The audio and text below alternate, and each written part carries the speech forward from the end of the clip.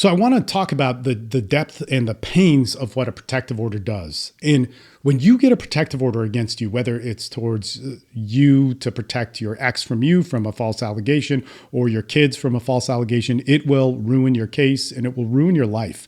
And hopefully it doesn't continue to ruin your life for the rest of your life. And that's one of the messages that I want to share. But in 2012, I got a protective order put on me for false accusations of abuse, child abuse. It was horrible. It distanced me from my kids and they were the real losers in it. But at first I thought I was the real loser because it was so painful. If you can't see your kids, it's a horrific experience. But one of the guys on the call was talking about this and he says, man, every time you come in and out of the country, you get detained. Every time you get picked up by a security guard that has access to whatever the police are looking at, you get detained. Anytime you get pulled over by the cops, you get detained. Anytime that you run into whoever's on that protective order, whether it's your kids or family members or whatever, and you see them and they call the police, you will get detained until they make sure everybody is safe. And if you violated it by trying to message your child or whoever is on there and just say, hey, I just wanted to talk, let you know that dad loves you, whatever it is, you will be arrested. And the problem with this is all this stuff is preventable, which is what I learned. In 2012, I was naive. I didn't understand things. And then I came back to reverse it. I came back to protect myself from other things. And I had the opportunity to put a protective order against my ex and decided not to do it. And part of the reason why was because I knew how horrible they were and how much they just wreck your life. They'll come up in loan applications. They'll come up in apartment applications. They'll come up in all sorts of different stuff. And if you have something that is on your record for child abuse, you become the cancer of society. And in most cases, when false allegations are being put forth, it's usually, and I don't understand why more people, social workers, guardian ad litems, judges don't realize this, but as soon as the courts, before the courts take on some sort of false allegation thing, that person's probably posting all over social media, messaging family and friends, convincing them that you were this horrible person. But as soon as the courts rule on that, making a protective order against you, they get really, really loud. I had news articles written about me, not because the news articles cared, but because other people were promoting those articles to the press.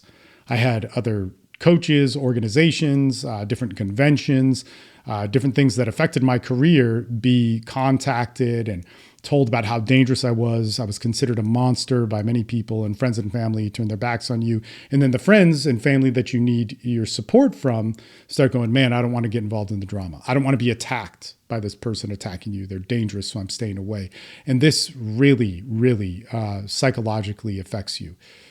When I talk to people about this, I think this is important too. I got past it. I got past it in a lot of ways. I rebuilt my life in awesome ways that I could show off. And one of the things I hate about men's development is that there's nobody, not a lot of people, I would say nobody because I don't know them, like me, who had this sort of adversity and got past it. And then a bunch of people who just kind of conceptualize about it, say it's about confidence, strength, power, status, money, these things that make you rebuild your life. They're not. This broke me in many ways. So what did I do? I asked for help. This made me walk forward in ways to be able to better my life in a very humbling way. And from that, I was able to gain some sort of strength. From that, I was able to rebuild confidence. It wasn't because I had this power to walk out with some fake alpha persona. It was the power that comes with true defeat and true surrender. And one of those things is I will never have to lie to men like I see so many other coaches do or people out there do to talk about what confidence is, of what power is, what love for your kids is, of what finding the right thing is, of what discovering wisdom is. And this comes from walking forward in hard, impossible times. Those times where I say are minute by minute in the boiling water, in the pain and in the suffering that get you out of it. Guys, if you can prevent a protective order, I want you to do it. I want you to get on my YouTube.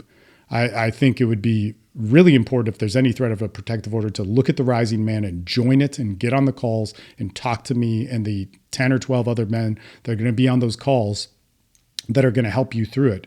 You need to defeat this and kill it off legally as quick as possible. You cannot let it get enforced. So there's usually a temporary protective order or somebody threatens with a protective order. Stop that legally before it gets signed into a 2-year protective order by a judge, because it will be nearly impossible to ruin and it will just make you lose your custody case immediately. You'll have to wait 2 years. And you'll then be fighting backwards after 2 years to see your kids and work through reunification, your kids hating you for parental alienation and all this sort of stuff.